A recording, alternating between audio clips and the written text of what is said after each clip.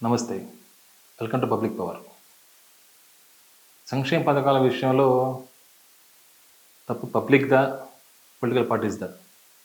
ఎందుకన్నానంటే ఈ మాట, సంక్షేమ పథకాలంటే ఫస్ట్ ఎలా ఉండేయంటే, విద్య అంటే ప్రతి మనిషికి అవసరమైన విద్య, ఆరోగ్యం, ఆహారం వీటితో ఉండే పథకాలు. అంటే ఈ 3 ఎక్కువ అన్ని పార్టీలు ఇచ్చినా ఈ 3 పథకాలతో ఇచ్చేవాళ్ళు.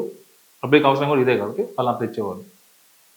సపోజ్ ఇప్పుడెలా అయిపోయిందంటే, అసలు పథకాలనే వాటికి అర్థాలే మారిపోయినాయి. సపోజ్ టీడీపీ పార్టీ ఉంది. డ్వాక్రా రుణాలు ఇచ్చేవాళ్ళు. ఎలా ఇచ్చేవాళ్ళంటే మహిళలకి రుణాలు ఇచ్చేవాళ్ళు. తిరిగి కట్టించుకునేవాళ్ళు వాళ్ళ దగ్గర నుంచి ఈఎంఐ. వాళ్ళు ఏం చేశారంటే ఒక 10 మంది గ్రూప్ ఫామ్ అయ్యేవాళ్ళు. వాళ్ళకి ఇట్లా ₹1,00,000 ఇచ్చేవాళ్ళు. వాళ్ళు పని చేసుకొని, వడ్డీ వ్యాపారం చేసుకొని, హోటల్ పెట్టుకొని, వడ్డీ కూడా పెట్టుకొని, ఏం చేసుకున్నా సరే నెల కింద కట్టేవాళ్ళు గవర్నమెంట్‌కి. సో, అలా ఇచ్చారు. నెక్స్ట్ ఎస్సీ, ఎస్టీలకి కార్లు ఇచ్చారు.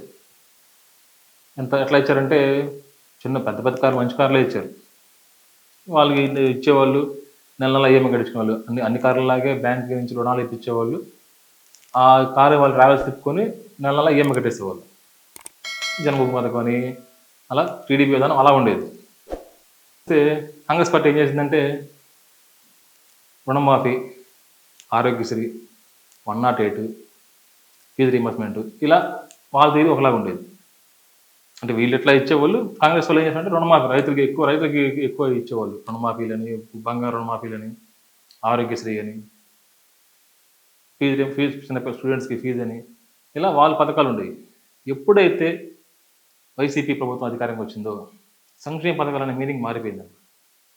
అంటే ఇప్పటి వరకు విద్య, ఆహారం, ఆరోగ్యం వరకు పరిమితమైన పథకాలన్నీ ఇప్పుడు ఒకళ్ళకి కాదు. అంటే ఇప్పుడు ఇది ఎలా చెప్పాలంటే స్కూల్ పిల్లల దగ్గర నుంచి 7 ఏళ్ళ చిన్న పిల్లల దగ్గర నుంచి 70 ఏళ్ళ ముసలి దాకా ప్రతి ఒక్క ఏజ్ గ్రూప్‌కి, ప్రతి ఒక్క జెండర్‌కి, ప్రతి ఒక్క కులానికి, కుటుంబానికి అందరికి వచ్చాయి పథకాలన్నీ.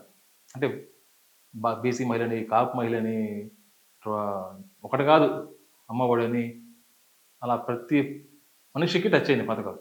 సో ఇప్పుడు ఏమైందంటే 14, 19 ఇన్ని పథకాలు లేవు. సో వైసీపీ వచ్చింది 19లో వైసీపీ వచ్చిన దగ్గర నుంచి కూడా పబ్లిక్ బాగా మనీ రీచ్ అయింది. సో ఎప్పుడైతే పథకాలు ఇచ్చినప్పుడు ఏం చేస్తుందంటే అపోజిషన్ పార్టీలో ఉన్న టీడీపీ కానీ, జనసేన కానీ ఇలా ఇవ్వడం తప్పని, ఇలా ఇవ్వడం వల్ల అప్పులు ఎక్కువవుతున్నాయని.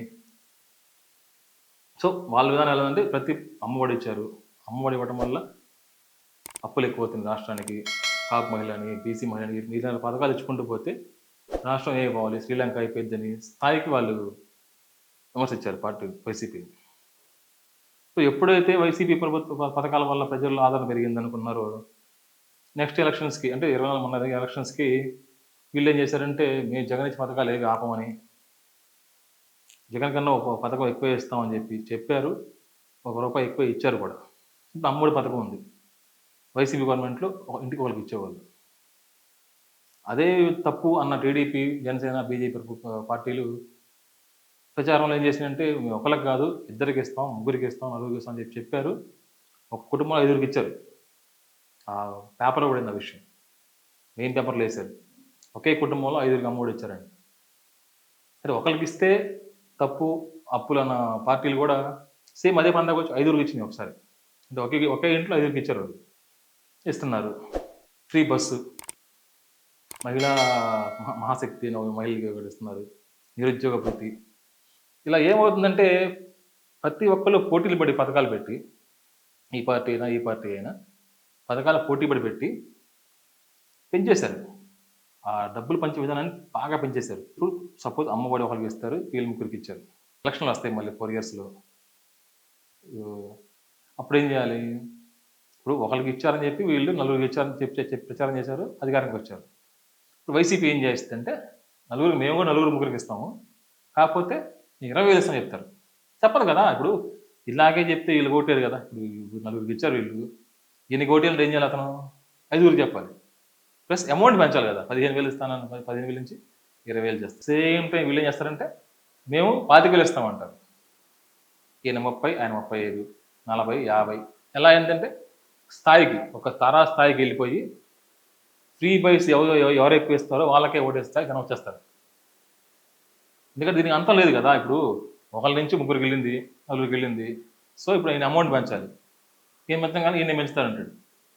ఇలా పోటాపోటీగా అమౌంట్లు పెంచి, జనాలను పెంచి, పథకాలు పెంచి, సో ఇప్పుడు తేడా ఏమీ లేదు. వైసీపీ కానీ టీడీపీ గవర్నమెంట్ కానీ తేడా ఏంటంటే పథకాల పేర్లు మార్చారు అంతే. ఏ పథకాలు, అమ్మఒడి, తల్లికి వందనం, వైఎస్ఆర్ రైతు భరోసా, ఎన్టీఆర్ రైతు భరోసా, వైఎస్ఆర్ కళ్యాణ మస్తు, ఎన్టీఆర్ పెళ్లి కానుక, ఆరోగ్యశ్రీ, విద్యోన్నతి, వైద్యోన్నతి, ఇలా పథకాల పేర్లే మార్పు.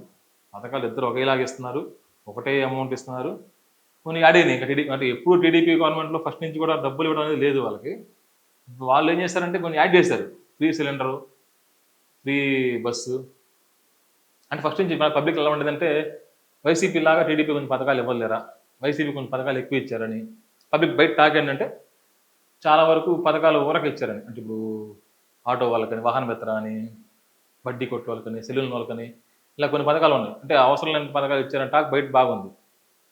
అలాంటి టాక్ ఫస్ట్ వైసీపీ మీద ఉండేది. ఇప్పుడు ఏంటంటే వైసీపీ కన్నా టీడీపీ ప్రభుత్వమే ఎక్కువ పథకాలు ఇస్తున్నారు, ఎక్కువ మందికి ఇస్తున్నారు. తప్పు అన్నప్పుడు తప్పు అని ఎవరైతే చెప్పారో ఇవ్వటం, పథకాలు ఇవ్వటం, వాళ్ళు ఎక్కువ ఇస్తే ఎక్కువ ఇంపాక్ట్ ఉంటుంది. ఇంకా పబ్లిక్లో ఏమన్నంటే తప్పు అని చెప్పిన వాళ్ళు ఈ పథకాలు ఎక్కువ ఇస్తున్నారు. ఫ్రీ బస్సు, సిలిండర్ ఒకటి కాదు, ఇప్పుడు నిరుద్యోగ భృతి అన్నారు, చాలా పథకాలు సూపర్ చాలా ఉన్నాయి. ఇలా పెంచుకుంటే పోతే దీనికి అంతం లేదు కదా. సో దీన్ని అనేది ఏంటంటే ఈ పార్టీ కానీ ఆ పార్టీ కానీ ఎవరో ఒకళ్ళు ఎప్పుడో ఒకసారి బ్రేక్ పాయింట్ తీసుకోవాలి. లేదు తీసుకోరు కాబట్టి, వీళ్ళు ఎలక్షన్కి వస్తే తీసుకోరు కాబట్టి సెంట్రల్ గవర్నమెంట్, సుప్రీంకోర్టు దీనిలో కొంచెం, ఎందుకన్నానంటే మాట, ప్రపంచంలో ఏ దేశంలో ఏ రాష్ట్రంలో ఏ పథకాలు మన రాష్ట్రంలో ఉన్నాయి. పథకాలు అంటే డబ్బులు ఇవ్వటం, పథకాలు చాలా స్టేట్లో ఉన్నాయి కానీ ఈ రకంగా డబ్బులు ఇవ్వడం అనేది ఎక్కడ లేదు. కుటుంబానికి 70,000, 80,000, 60,000 అట్లా డబ్బులు ఇచ్చే పథకాలు ఏ ప్రపంచంలో ఏ రాష్ట్రంలో ఏ దేశంలో లేవు. సో ఇలా ఇచ్చుకుంటూ పోతే ఏమైందంటే మన డెవలప్మెంట్ అనేది మనకు కనపడదు. చేయాలన్నా కూడా చేయడానికి డబ్బులు ఉండవు కదా. ఫస్ట్ పథకాలు ఇవ్వాలి కదా, వీళ్ళ మీద పోటీగా వాళ్ళు ఇవ్వాలి, వాళ్ళ పోటీగా వీళ్ళు ఇవ్వాలి. సో అల్టిమేట్గా ఏమైందంటే డెవలప్మెంట్ అయిపోయింది. అందులో మెయిన్ మన క్యాపిటల్ లేదు. క్యాపిటల్ కట్టాలంటే ఎంత మనీ కావాలి, ఎంత ఫండ్ కావాలి ప్రభుత్వానికి.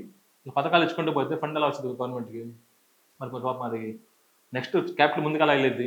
సో సుప్రీంకోర్టు, సెంట్రల్ గవర్నమెంట్ ఎవరో దీన్ని అది కల్పించుకొని ఇంతకు మించి పథకాలు ఇవ్వకూడదు, విద్య, ఆరోగ్యం, ఆహారం ఇంతవరకే ఇవ్వాలి. ఏ పార్టీ అయినా, ఏ ప్రభుత్వం అయినా సరే, ఎవరికైనా సరే ఇంతవరకు ఆపేయాలి. పింఛన్ పెంచారు, 3,000, 4,000 చేశారు. అమ్మఒడి పెంచారు, జనాలు అన్నీ ఒకటి కాదు. వాళ్ళు తప్పు అన్న పథకాలన్నీ వీళ్ళు పెంచేశారు. తప్పని ఎవరైతే అన్నారో పథకాలు ఇవ్వడం వాళ్ళే పెంచేశారు. లేకపోతే ఆయన వచ్చి ఆయన పెంచుతానంటాడు. తప్పదు కదా, ఎలక్షన్ పోటీ చేయాలి కదా.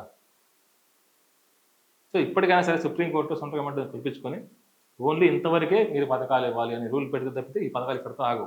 లాస్ట్కి ఏమైందంటే ఈ పథకాలు ఇచ్చుకుంటూ పోయి గవర్నమెంట్కి ఆదాయం లేక మన రాష్ట్రం మన రాజస్థాన్ అవ్వాలా, బీహార్ అవ్వాలా, లేదు డెవలప్ అయ్యి గుజరాత్, తెలంగాణ లాగా అవ్వాలా అనేది ఈ పార్టీ చేతిలోనే ఉంది.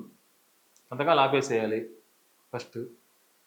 నెక్స్ట్ డెవలప్మెంట్ చూసుకోవాలి. మన స్టేట్ క్యాపిటల్ కావాలి, దాని మీద మైండ్ ఎక్కువ డబ్బు ఫోకస్ చేయాలి, డబ్బు ఖర్చు పెట్టాలి. కానీ పథకాలు ఇచ్చుకొని పోతే ప్రభుత్వానికి ఆదాయం తప్పితే డెవలప్మెంట్లో ముందుకెళ్ళే అవకాశం ఉండదు. సో నేనేమంటానంటే ఇప్పుడు ఇలా సంక్షేమ పథకాల విషయం ఇట్లా ఇవ్వడం వల్ల అంటే ప్రభుత్వాలు ఇట్లా ఇచ్చి వీళ్ళు ఎట్లా తయారయ్యారా, లేదు వీళ్ళు ఎట్లా ఉండడం వల్ల వాళ్ళు ఎట్లా ఇస్తున్నారా అనే విషయాన్ని మీరు కామెంట్ రూపంలో తెలియజేయండి నాకు. అంటే మీ అభిప్రాయాన్ని, అంటే డబ్బులు ఫ్రీగా ఇవ్వడం కరెక్టా, లోన్ లాగా ఇచ్చి మళ్ళీ కట్టుకోవడం కరెక్టా అనేది మీ కామెంట్ రూపంలో తెలియజేయండి. Thank you very much.